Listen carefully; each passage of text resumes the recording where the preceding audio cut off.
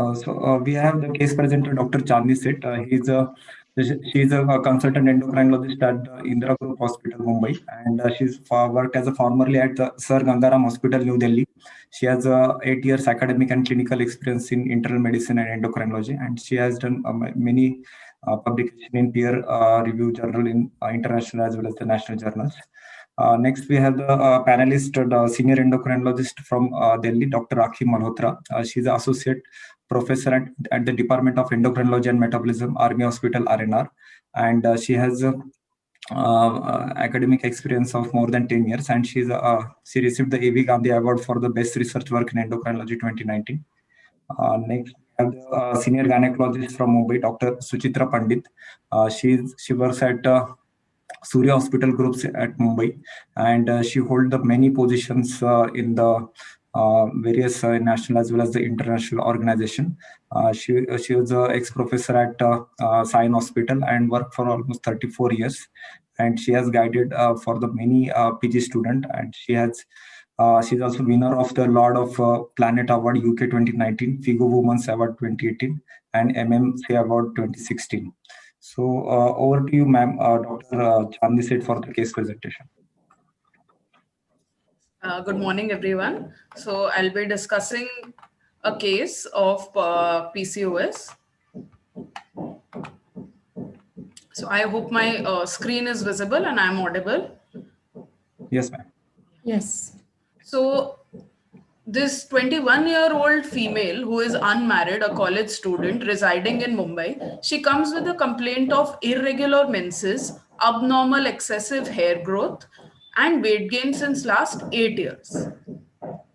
So her menarche started at the age of 13 years, and she says that her periods have never been regular as such. She used to get them at 30 to 40 days interval, and some cycles have also lasted up to 3 months. The cycle used to last for 4 to 5 days, and occasionally she had a heavy flow. Her last menstrual period was 2 months back.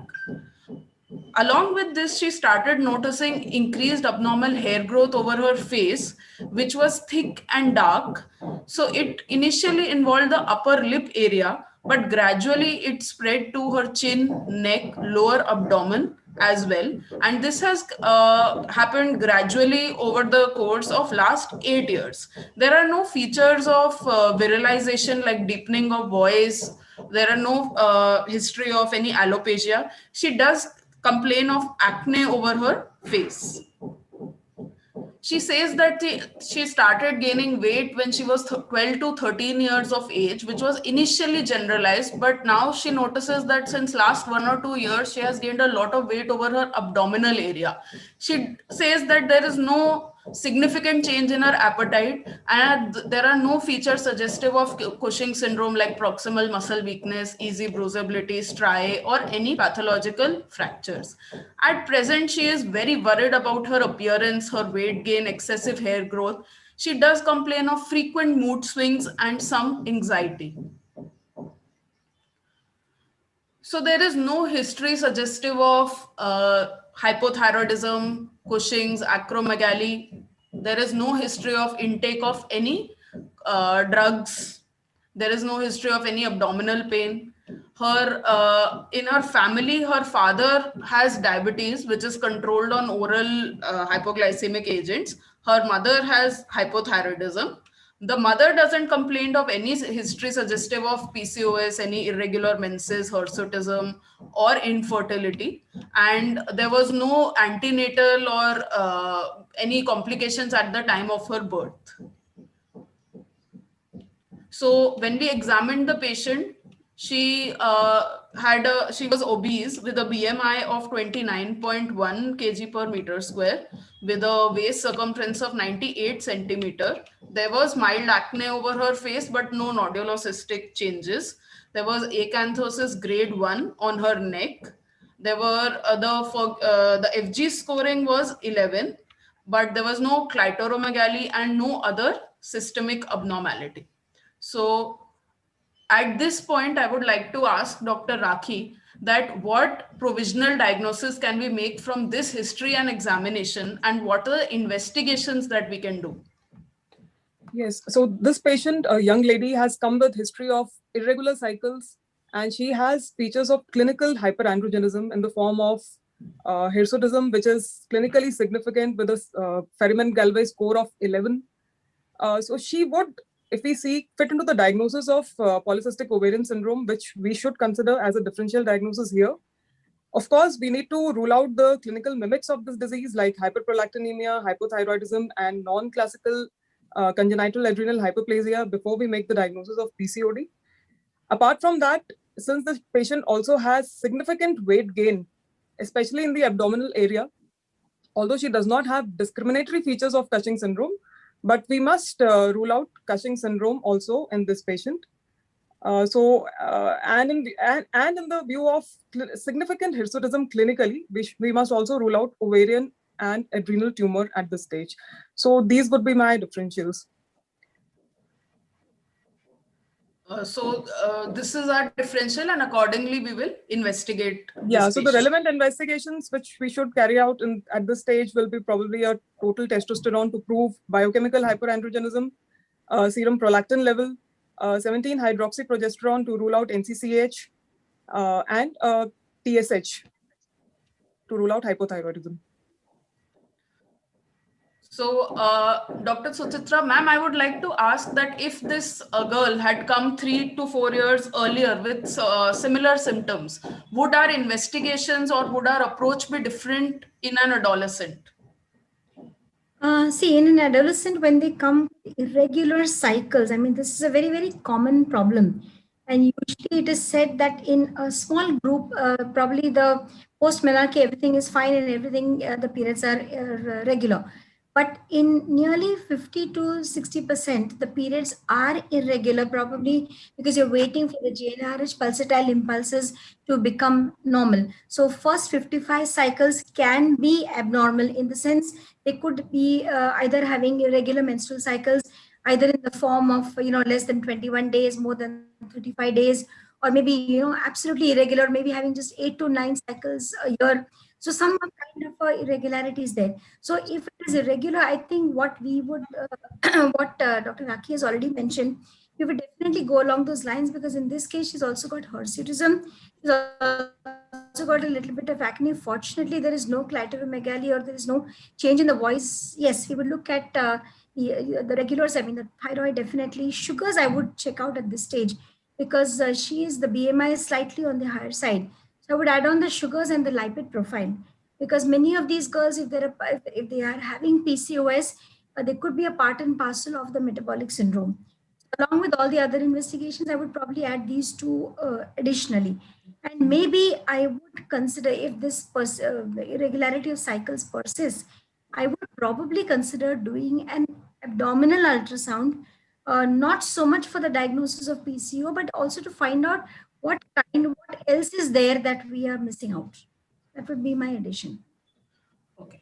So, so we went ahead with the investigations, and her total testosterone levels were found to be 50 nanogram per DL.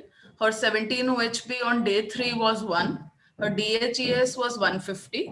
So prolactin was 20, TSH 2. And we did a USG pelvis, which showed a bulky ovary, volume right side 13 ml, left side 11 ml, and it had a peripheral arrangement with a polycystic appearance. So as far as our excluding the other things for our hirsutism and irregular menses, we have excluded almost all causes that we talked about. And as ma'am mentioned about testing for comorbidities in an obese individual with PCOS, irrespective of her age, so we did a fasting blood sugar and as well as a 2 hours glucose load, which was 150, which is slightly higher. We also did a lipid profile. So her LDL was 115 and her triglycerides were 197. And HDL was low at 30. And we even did liver enzymes, which were normal at this stage. So now we made a diagnosis of PCOS with metabolic syndrome, with impaired glucose tolerance and dyslipidemia. So we know that management starts with the lifestyle modification. So I would like Dr. Rakhi to throw light on what lifestyle modification do we advise her at this point. So the lifestyle modification we should advise her are basically with the diet and exercise. It has been seen that even if a person with PCOS reduces about 5 to 10% of weight, there is improvement in metabolic as well as reproductive functions. And the weight loss can be either by just a lifestyle modification, which would mean about 150 minutes per week of moderate to severe vigorous exercise, or 75 minutes per week of exercise in a person who is young, adolescent. Along with that, the diet would include generally eating a healthy diet. There are no recommendations by the Endocrine Society on the diet per se.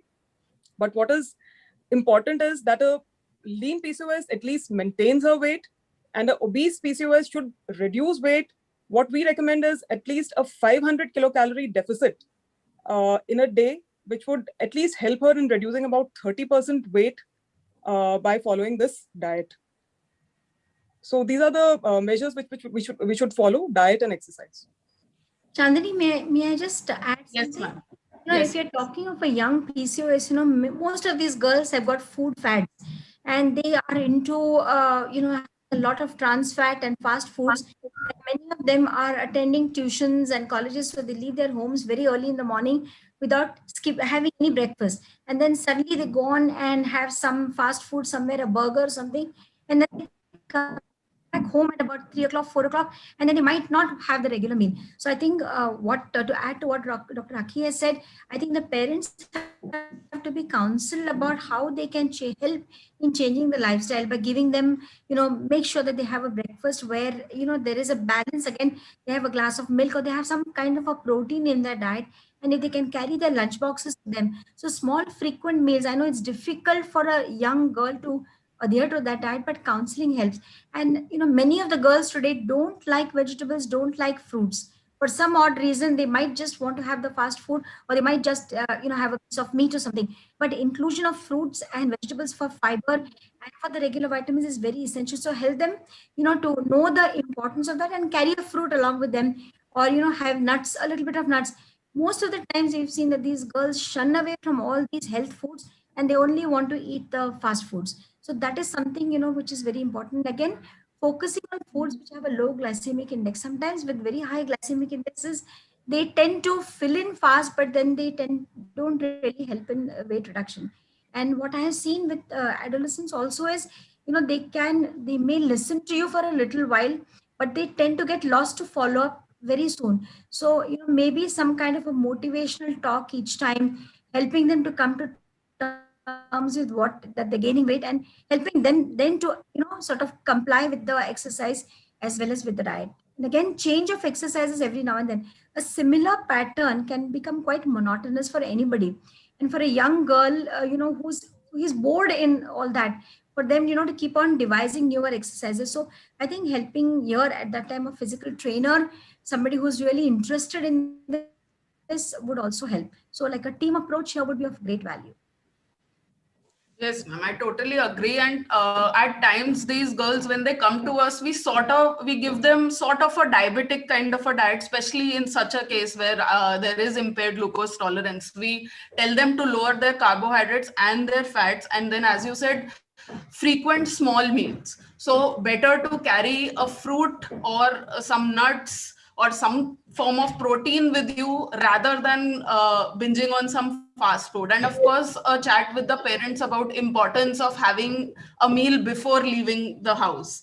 And of course, exercise part, we encourage the girl to do what she enjoys more. Some people may like dancing, some people like going to the gym. So whatever it is, we tell them to do it according to what they like. And of course, we insist on fruits and vegetables because many of these myths are there that fruits are bad. I mean, I've come across many girls who are told that fruit is very sweet. So we have to explain and we have to shun all these myths which their family and the surrounding is encouraging them to.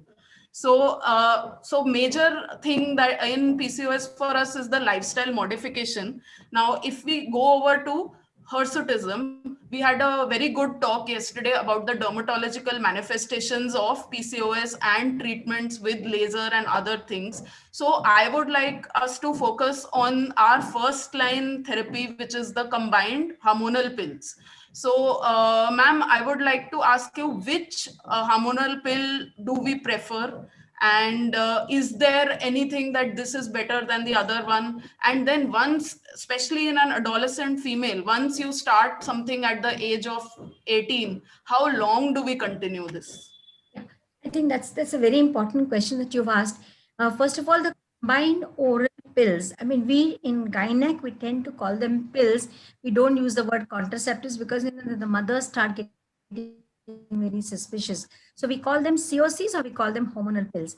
Usually, it's a combination of ethinyl estradiol and a second generation or a third generation progestogen. Now, if they are very obese, if the BMI is on the higher side, more than 26, 27, we tend to use probably levonorgestrel, which is a second generation, because overall long term, you're also worried about the risks of these girls having clots if they don't reduce weight, if their life becomes sedentary. So we tend to use levonorgestrel. But if the hirsutism is a main problem, now in this case, as you said very rightly, hirsutism is there, so probably a choice of the third generation, that is something like a drospirenone, which is almost like an analog of spironolactone, or an anti-androgen like cyproterone would probably be good. And today you have good combinations where you have ethinyl estradiol plus CPA or ethinyl estradiol plus drospirenone, and you start it off, explain to them how it uses. In fact, over a period of time, they gradually get used to that feeling of nausea. And in fact, with the third generation, that is the drospirenone, that feeling of bloating also goes down. So if they use it cyclically, I usually tend to call them back after 3 months to see how they are complying with that, because if they're not, then we can change a different, from one anti-androgen to another and let them use it. But minimally, they should use it for at least 6 to 8 months to see the effects of hirsutism. And to answer the question, how long do you use it? Now, usually what we tend to do is, if the hirsutism is, as what you mentioned, between the ranges of 9 to 11, then we could start off with something of ethinyl estradiol and a CPA, that is cyproterone acetate. Use it for at least 6 to 8 months to a year, and then maybe switch over to a milder anti-androgen like a drospirenone.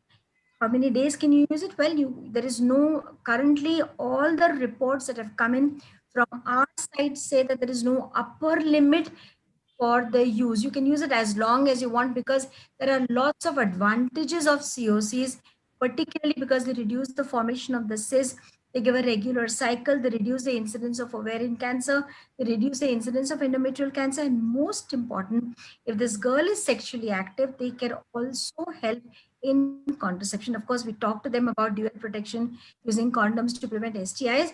But yes, these can be used for a longer time. And whenever they feel that they are, they're getting married or they're planning to have a baby, then to stop the COCs a month before or 1.5 months before. But however, during this course, if they manage with the lifestyle changes to significantly reduce the weight, I think then we can actually see, you can wait and watch and see what exactly happens, because sometimes in an obese girl, weight reduction certainly helps in all the forms, even the cycles and even the hirsutism. As ma'am mentioned, that even a 5% weight loss can actually lead to regularizing the cycles, and it can decrease hirsutism. But OC pill use, if we look at the data, then they don't suggest that you use this one or that one. But of course, we know theoretically that when we are using cyproterone or drospirenone, that is an anti-androgen, and that may help us more. And as far as the duration is concerned, we have seen that as contraceptive pills, they have been used for years together. Of course, there are added risks in our PCO patients, but I don't think we should worry about that duration. And of course, if we think that lifestyle is working out, then we can give a 3-month break after a year or so and see that, if she has started responding. So next, I would like to talk about Dr. Rakhi to other anti-androgen use. Once we have used our OC pills for 6 months, so the indication of adding anti-androgen could be that after 6 months, if the patient is not getting the response, you add an anti-androgen. Or for some patients, we give anti-androgen at the start itself. So I would like to ask Dr. Rakhi about the various anti-androgen available and when to use them. Yes, as you rightly said, the anti-androgens are only used once the combined oral contraceptive pills have been used for about 6 months, and the patient does not get significant relief in hirsutism. It's a patient-oriented symptom, and we have to relieve it. So that is the time when we would like to consider adding anti-androgens. The anti-androgens which we commonly use are aldosterone antagonist, spironolactone. Spironolactone is effective in the dose of about 100 to 200 milligram per day to treat hirsutism. And but of course, we need to monitor a few things on when we are giving spironolactone, like we need to monitor the potassium levels, and we also need to keep a tab that the patient should not conceive while on this drug. And the other thing which it can cause is it can cause a menstrual irregularity, which of course, if the patient is using along with CPs, the cycles are more or less regular. Otherwise, this drug used alone can also cause menstrual irregularity.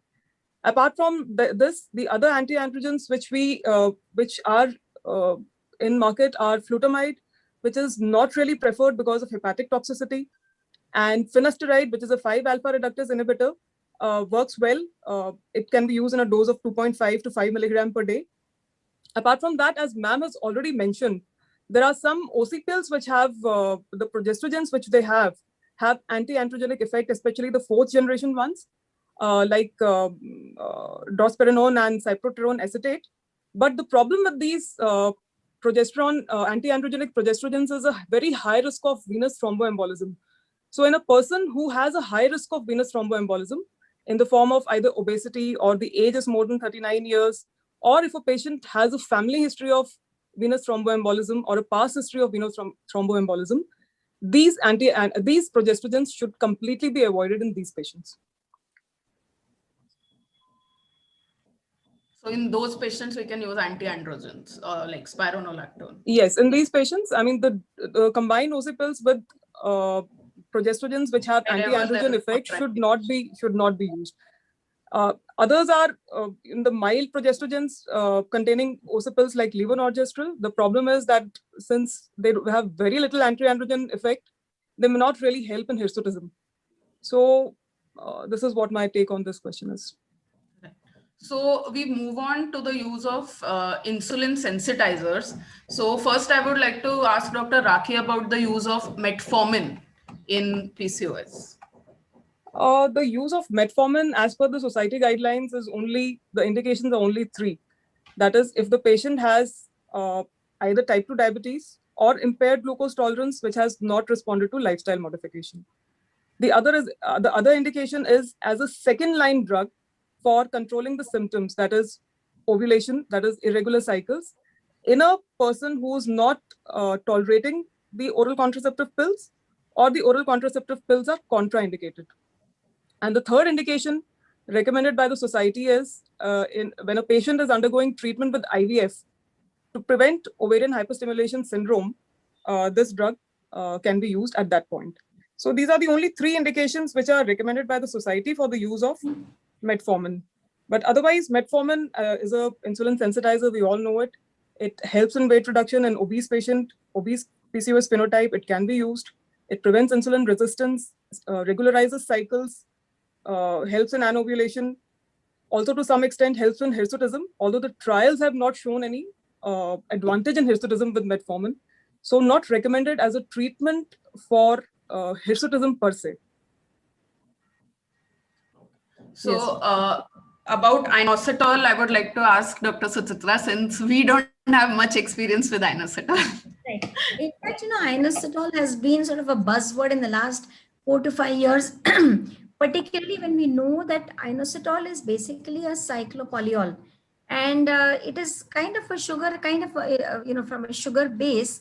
It basically is a sort of a substrate for forming the mya-inositol and D-chiro-inositol. And we know that overall insulin sensitizer, inositol forms a group of that, because inositol, from whatever reports we have, I think there are about 9 meta-analysis done on the inositol. Inositol helps in increasing the SHBG and decreasing the free testosterone. So that way it is an anti-androgen. It also helps in regularizing the hormonal cycles and the menstrual the menstrual irregularities. And overall, because it reduces the uptake of, it reduces the insulin resistance by increasing the glucose metabolism, does not allow the glucose to be absorbed from the intestine. It's like a regulator. So on that basis, yes, it is an insulin sensitizer. We do use it singularly. Inositol use is not so common as it is with, say, you want ovulation induction. Then metformin and inositol combinations are available, and both these act as insulin sensitizers. They help in weight reduction, and probably some of the reports have shown that the ovulation induction rates are much better with the combinations. Even when women or young girls are wanting weight reduction, in fact, there are combinations of metformin inositol used along with COCs. So COCs help in regularizing the cycles, and both these drugs help in reducing the insulin. But along with this, I think the mainstay in our practice is the lifestyle changes, weight reduction, regulation of diet, and then these insulin sensitizers work. Now, many a times, if a patient does conceive with metformin and inositol, we do continue the combination till about 3 months, and after 3 months we stop the inositol and we still continue the metformin, because then this patient obviously is a higher chances of her getting an impaired glucose tolerance or a frank GDM. So we do continue the metformin, we stop the inositol, because currently we don't have enough reports to say that inositol can be continued beyond a particular time. But I think they probably a long RCT on the inositol would play a big role, because for whatever those 9 meta-analysis we've seen, definitely there has been improved, and that the HOMA index also reduces.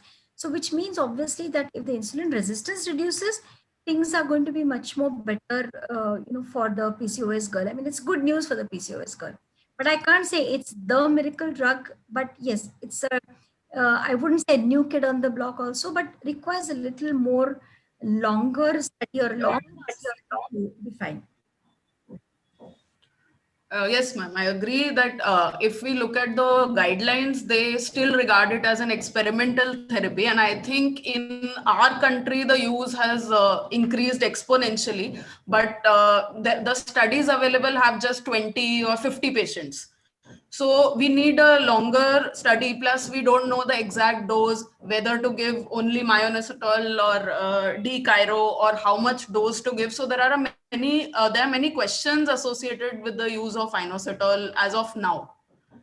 So, Dr. Rakhi, changing our gears a bit. So, what if this girl had a BMI of, say, 20? How will our management differ for a lean PCO girl?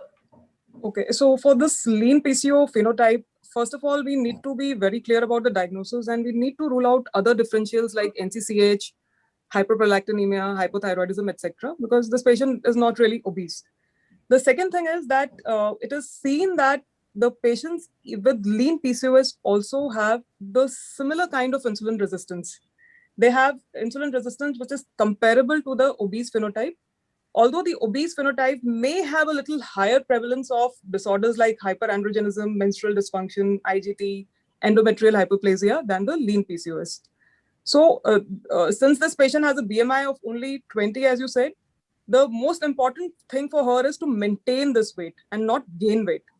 So maintenance of weight, we have already discussed, is with regular exercise and diet. The diet should be a healthy diet, which should contain more fruits, vegetables, we have already discussed. Should be avoiding a high fat diet. Then the subsequent management is symptom oriented. So as we have already discussed, the subsequent management will depend on what is the main symptom of this patient. If the patient has menstrual irregularity, she should be managed with combined oral contraceptive pills. If hirsutism is the main problem, then, and the oral contraceptive pills are not giving adequate relief after 6 months, anti-androgens can be added in this person. Apart from that, if the person has acne, topical treatment for acne, antibiotics, etc., isotretinoin can be used in severe cases. And the use of metformin may be recommended in these patients if they develop IGT or type 2 diabetes. Dr. Chandani, can I just mention something? Yes. Particularly for lean PCOS, we found that there is a very, they tend to have a lot more hirsutism, they tend to have a lot more acne, and they exude a very strong, the sweat odor is very, very strong. And this is particularly seen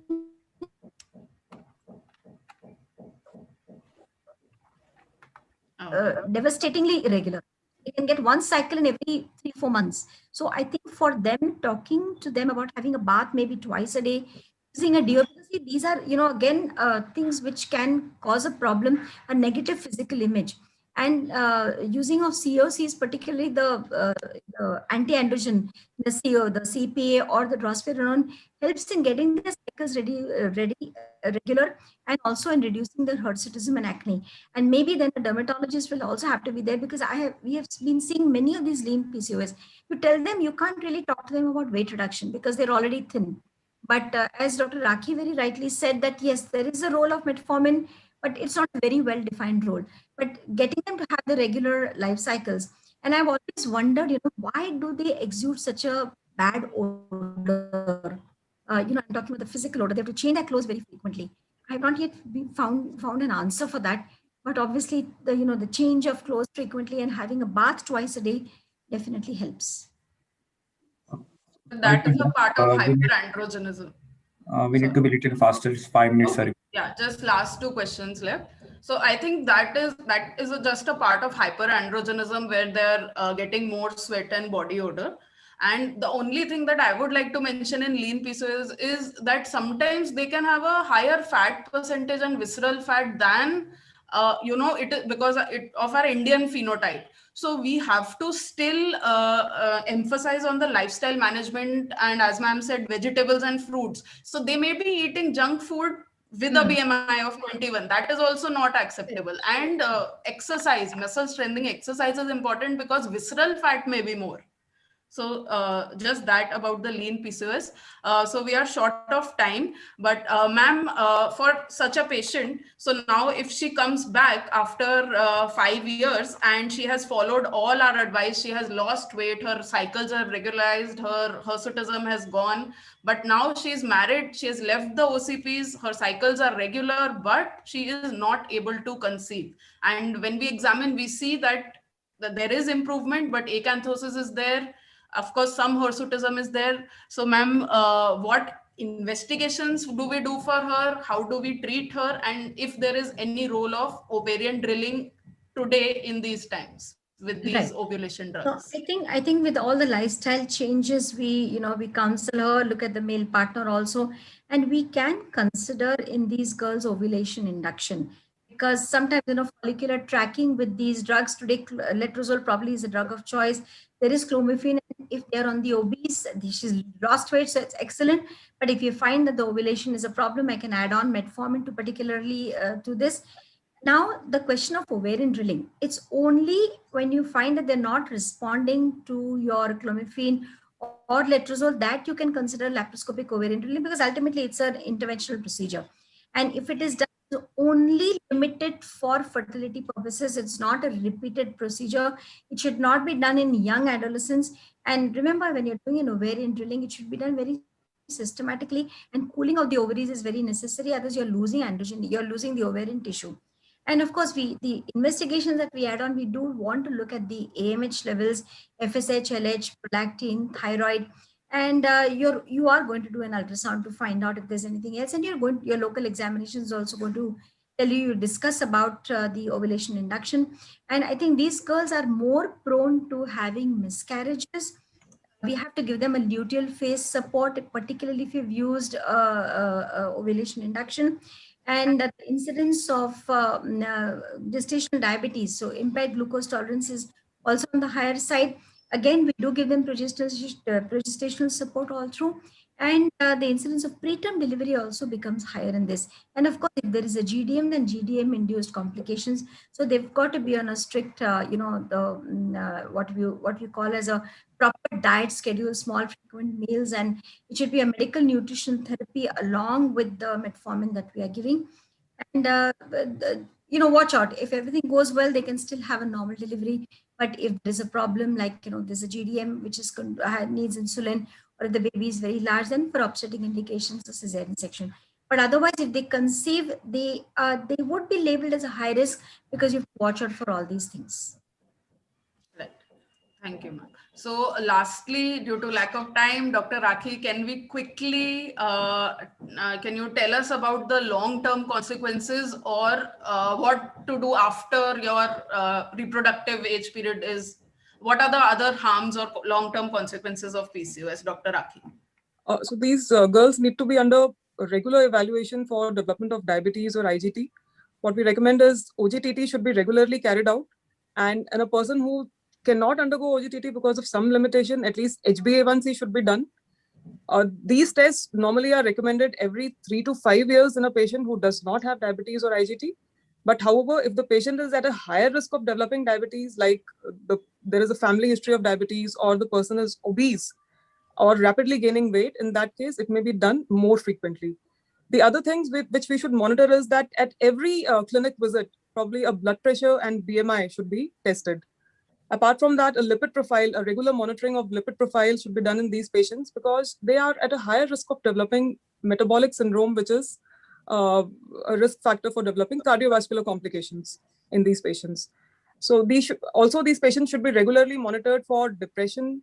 They should be monitored for obstructive sleep apnea by doing a sleep study, a proper polysomnographic study in case the person is obese and has symptoms of daytime sleepiness.